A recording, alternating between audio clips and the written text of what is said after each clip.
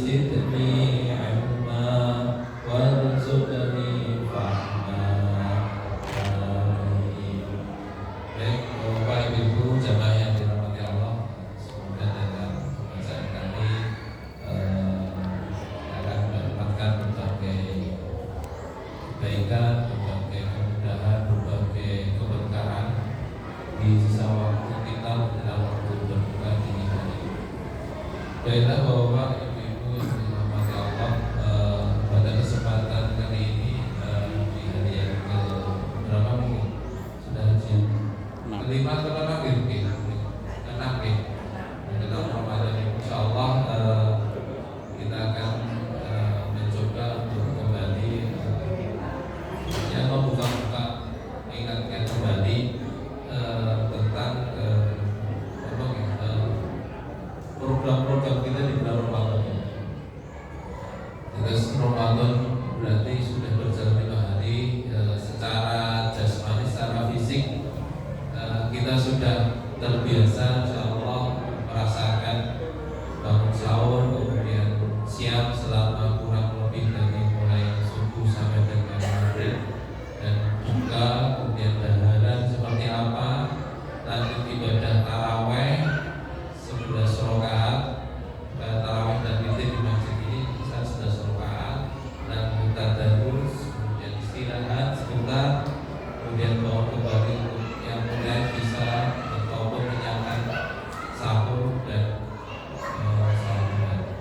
Jadi ritmenya insyaallah sudah jadi sekian benar terasa lemes banget, tapi juga merasakan berbeda dengan ketika tidak berpuasa. Jadi di bulan Ramadan ini tentunya salah satu yang sangat kita inginkan yaitu terhapusnya atau diampuninya dosa-dosa kita. Terus Bapak Ibu semuanya mesti berharap dosa awak dewi selama ini atau mungkin dari Ramadan tahun lalu ke Ramadan tahun ini akan diampuni di Ramadan ini, dan kita tidak tahu dan selalu berharap Ramadan ini jadi Ramadan terbaik kita. Maksudnya Ramadan terbaik kita berikut terus kita berusaha benar tenangan berikut caranya Ramadan ini kok memang kita maksimalkan setiap detik kita, setiap waktu kita untuk selalu beribadah. Seperti halnya dalam sebuah hadis disebutkan maqama Ramadana imanan wa ihtisaban ghufira lahu ma taqaddama min dhanbihi. Jadi barang siapa yang benar-benar menegakkan berharap-harap datangnya ibadah Ramadan dan penuh keimanan dan ketakwaan, maka akan diampuni segala dosa. Dosanya dosa apa ya? Tentunya dosa-dosa yang berkaitan dosa-dosa antara hamba dengan Allah, antara hamba dengan samanya, dan itu termasuk dosa-dosa kita dengan sesama kita. Dan jelas ini dosa gitu. Terus masalah utang piutang itu tidak dihapuskan. Jadi utang itu utang, tapi dosa kita dengan Allah insyaallah. Dalam riwayat diibaratkan ini kalau terus sing dimaksud dengan digugurkan dosanya itu pripun Pak? Yang dimaksud dengan digugurkan dosanya itu ibaratnya digambarkan ketika di malam pertama Ramadan. Nah, malam pertama terus Ramadan itu kan malam pertamanya diawali dengan tarawih gitu. Jadi begitu masuk maghrib, sudah kita di satu Ramadan. Nah, ketika di malam pertama mereka ada ibadah tarawih. Ibadah tarawih ini inilah ibadah pertama yang menjadi satu rangkaian pertanda bahwa Ramadan dari mulai. Diibaratkan ketika dosa-dosa itu diampuni, itu diibaratkan ketika Bapak Ibu itu melaksanakan takbiratul ihram pertama sholat tarawih. Begitu Bapak Ibu jamaah melaksanakan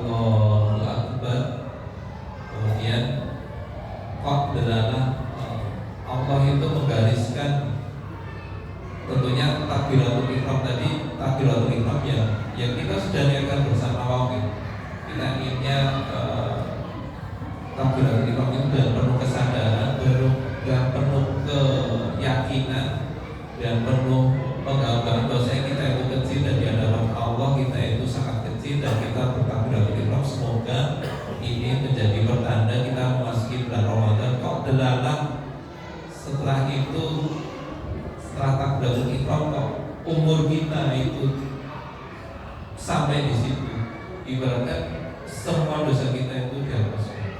Pada dewi ekonomi mau sakit lebu ke sasi siang bulan Ramadan. Terus lagi itu jangka pertama di sholat taraweh di takbiratul ihram.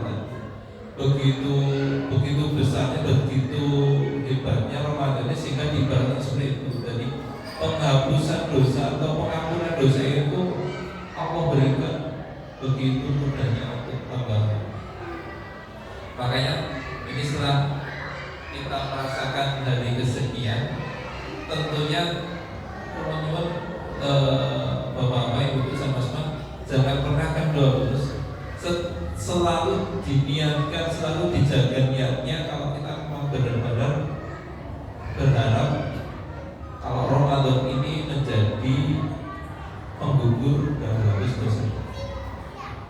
Maksudnya ini benar ya, kita itu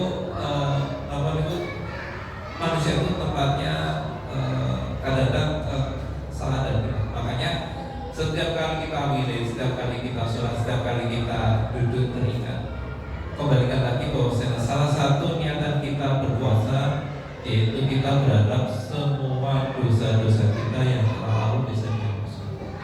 Kita tidak mungkin merasa tidak punya dosa. Misal ada yang merasa tidak punya dosa, ya mungkin kembali lagi dibaca lagi. Apa benar merasa tidak punya dosa? Contoh satu contoh kecil aja, misal tentang mata, gitu.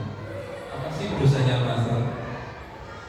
Mata itu hanya Allah berikan kepada kita untuk melihat hal-hal yang diizinkan. Tentunya banyak hal yang tidak diizinkan, banyak hal yang dilarang untuk kita lihat. Tapi apakah mata kita kemudian tidak boleh melihat? Boleh, tapi tidak bisa menikmati. Misal kita melihat hal-hal yang tidak patut,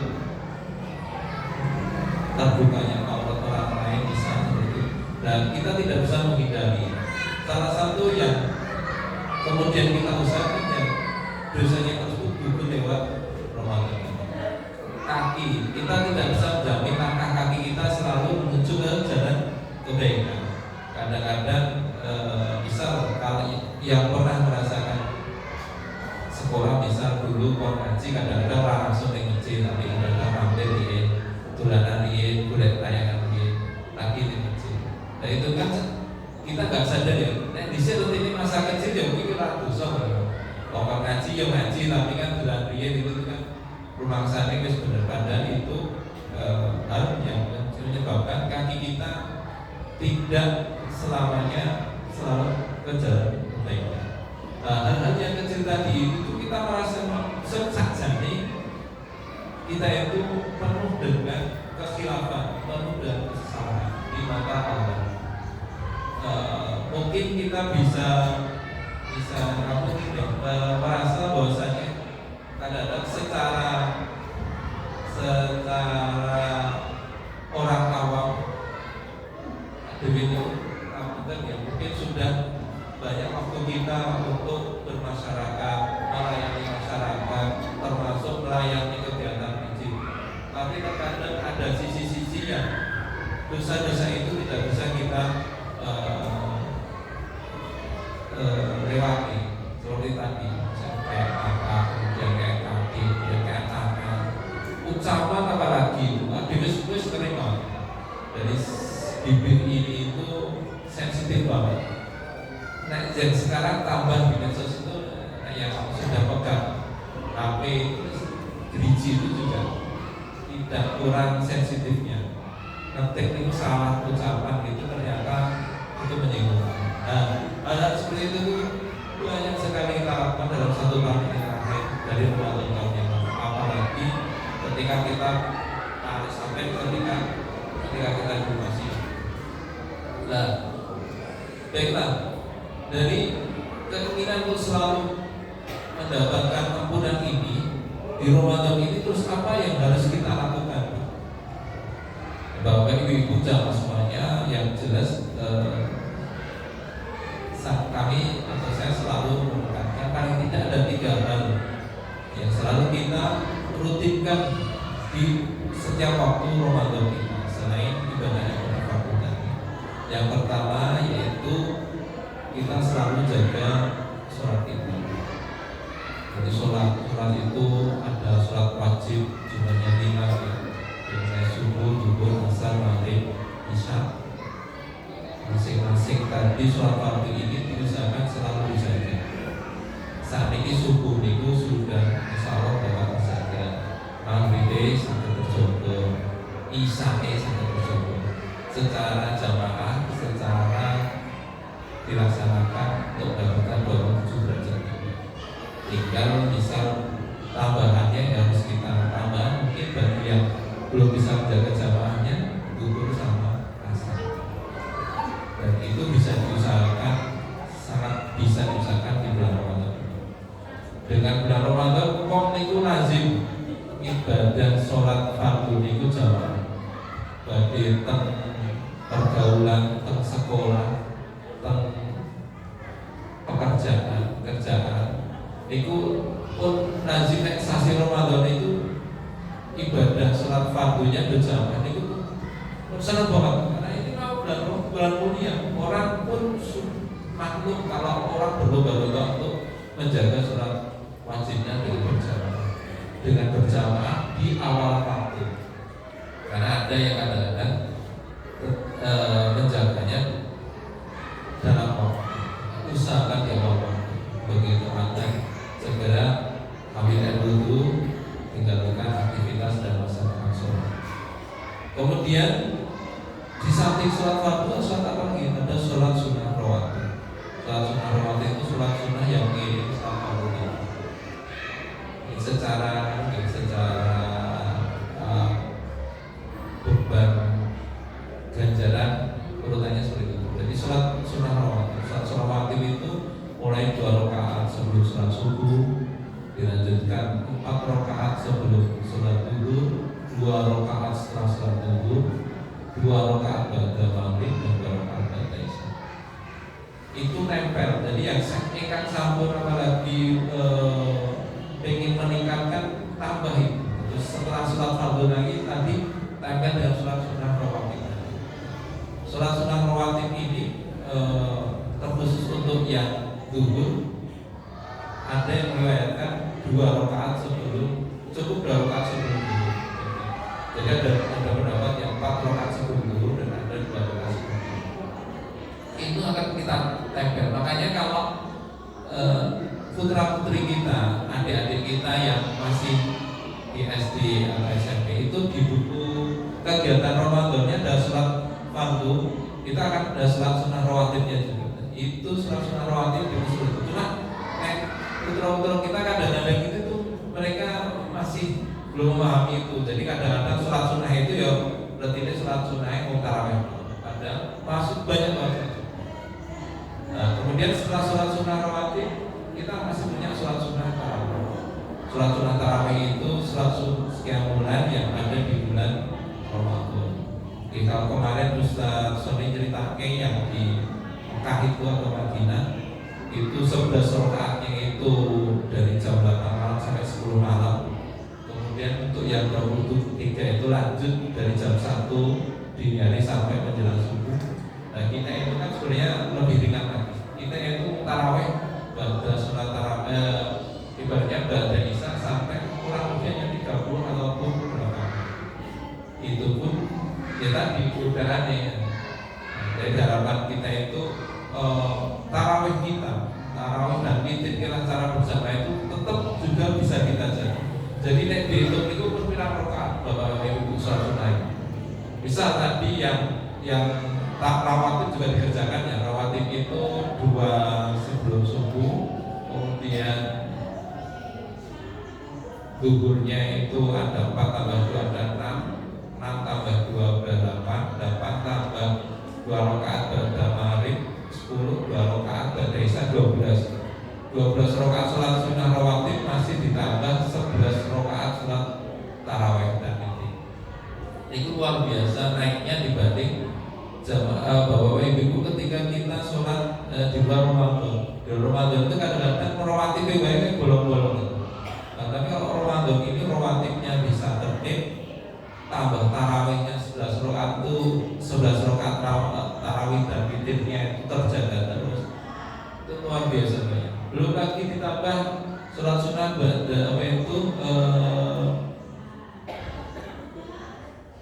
tahiyatul masjid, setiap kali masuk ke masjid tambah 2 rakaat.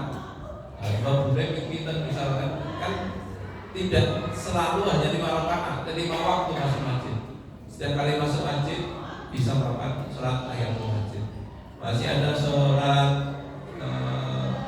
suruh bagi yang pada subuh lanjut tadarus dan baru meninggalkan masjid ketika terbit matahari. Sholat suruh bisa 2 rakaat plus yang mengamalkan sholat duha. Sholat duha di pagi bisa 2 rakaat, nanti tambah lagi siangnya sebelum zuhur ditambah lagi. Itu masih bisa.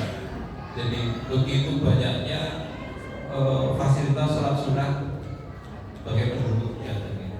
Nah itu menjadi salah satu program kita. Betul sangat standar minimal dimulai dari sholat fardu, terus sholat rawatib, beberapa sholat rawatib dan sholat tarawih sekali. Itu yang pertama, bagaimana kita menjaga sholat itu. Itu dari sisi jumlah rakaat. Dari sisi kekhusyuan kita juga berusaha untuk meningkatkan selalu. Terus khusyuk itu usahakan setiap kali kita akan melakukan takbiratul ihram, usahakan untuk menenangkan diri itu. Menenangkan kiri ya berarti ya tarik nafas pelan-pelan, rasa khusyuk. Bismillah, kita niat dalam hati, mantap pikiran kita semata-mata kita sholat kepada Allah, bukan karena ada si B ono barengannya. Lillahi ta'ala sekian rakaat, 2 rakaat, 4 rakaat, 3 rakaat, Allahu Akbar. Usahakan pas takbiratul ihram itu sadar dewi takbir ihram, kita merasa kecil di hadapan Allah. Sholat nikah dari sekian rangkaian seperti semalam Ustaz Rian menyampaikan, begitu pentingnya kuncinya di takbiratul ihram. Usahakan ketika bapak-bapak ibu-ibu melaksanakan gerakan takbiratul ihram, mengucapkan Allahu Akbar, usahakan semua pikiran itu nyantol satu saja pada Allah. Usahakan terus ampun kesusu sholat sampai takbiratul ihram itu sing dieling itu tesis sanesing.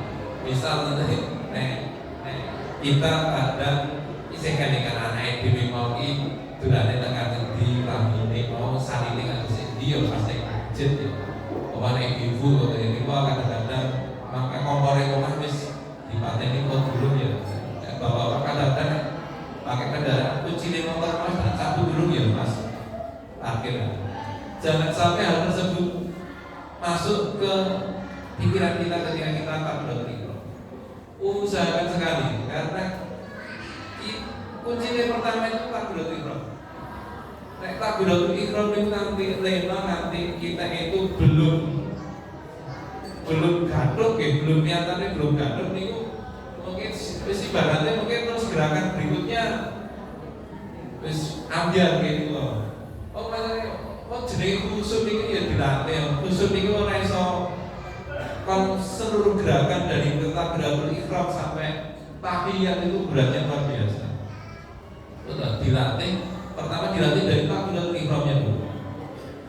Kedua, untuk meningkatkan kualitas sholat kita, usahakan mulai memahami dan belajar mengerti tentang bacaan-bacaan sholat. Bacaan sholat itu ada doa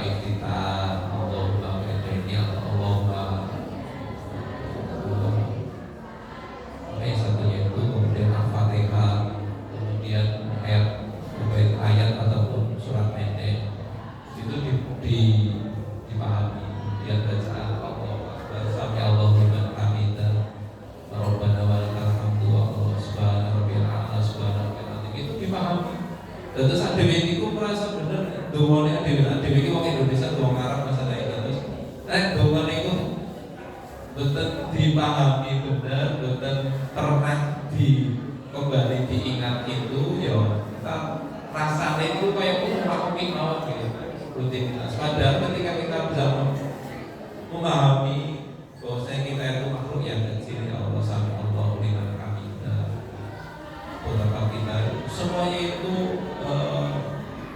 isinya doa. Hanya satu atau dua gerakan di dalam sholat yang sholat isi doa sholat itu isinya hampir sebagian besar itu pengakuan pada Allah. Hanya satu atau dua gerakan yang isinya doa mohon kebaikan, seperti hanya duduk di antara dua sujud itu yang berisi doa permohonan. Selebihnya itu penyanjungan kita, kemudian rasa syukur kita kepada Allah. Itu poin pertama terkait dengan bagaimana kita menjaga sholat kita di bulan Ramadan. Kemudian poin yang kedua, kegiatan ataupun amalan kita yang terkait dengan Ramadan yaitu berdekat-dekat diri atau memperbanyak diri menggunakan waktu untuk berinteraksi dengan Al-Quran. Dan secara Al-Quran itu tadi di dalam ibadah sholat sudah ada. Jadi termasuk kita itu merasa suka ibadah sholat, bukan ibadah sholat itu senang tidaknya itu bukan karena cepat atau lambat, yang itu ya, tapi juga termasuk bacaan yang dibaca oleh imam. Bisa imamnya baca ayat-ayat Al-Quran, imamnya membaca surat-surat dalam Al-Quran, itu kita suka.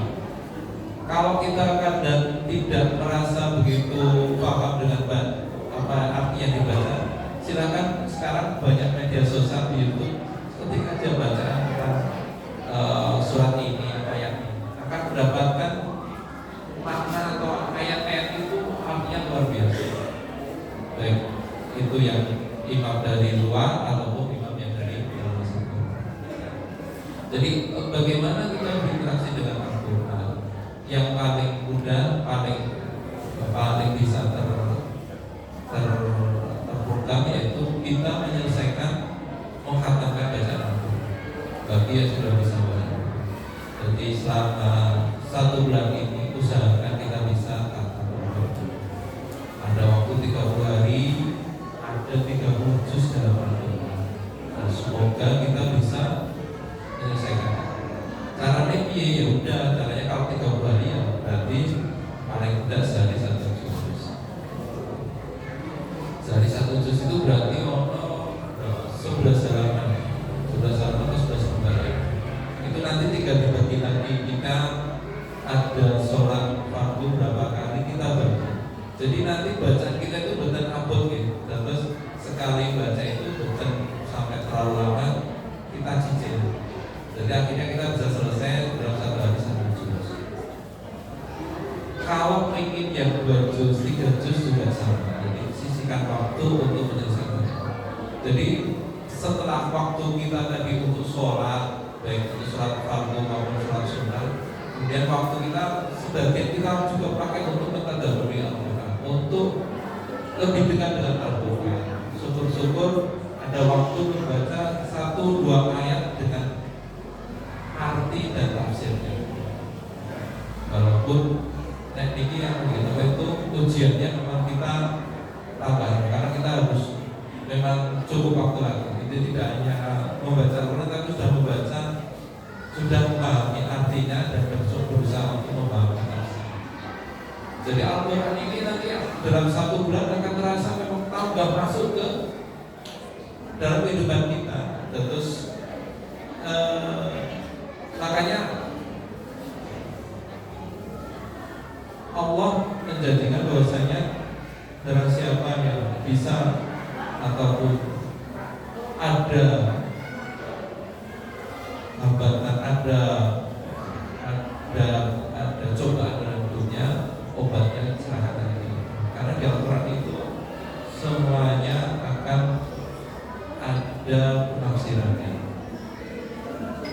Jadi itu ya misal kita baru kerepotan untuk memenuhi kewajiban membayar biaya sekolah anak kita, kemudian dalam Al-Quran ke ono dan betul. Cuma di Al-Quran akan dijelaskan diterangkan bagaimana kita mencari rezeki, bagaimana kita untuk setiap tetesan usaha kita akan bernilai ibadah. Apalagi yang menceritakan tentang bapak-bapak mencari nafkah keluar dari rumah untuk mencari rezeki bagi keluarga, itu banyak sekali. Dan itu akan menjadi semangat kita. Orang lokal semangat selalu mencari apa yang dinamakan rezeki untuk berkah. Termasuk bagaimana besarnya setiap amal-amal ibadah itu diterangkan betul dalam Al-Quran. Terus Al-Quran itu ketika kita mencoba setelah membaca kemudian sedikit demi sedikit kita cuy aja, kita ambil. Aku ingin cerita tentang kisah umat zaman dahulu. Ketika kisah umat kaum Nabi Ibrahim, umat kaum Nabi Nuh. Al-Quran itu salah satu isinya cerita-cerita.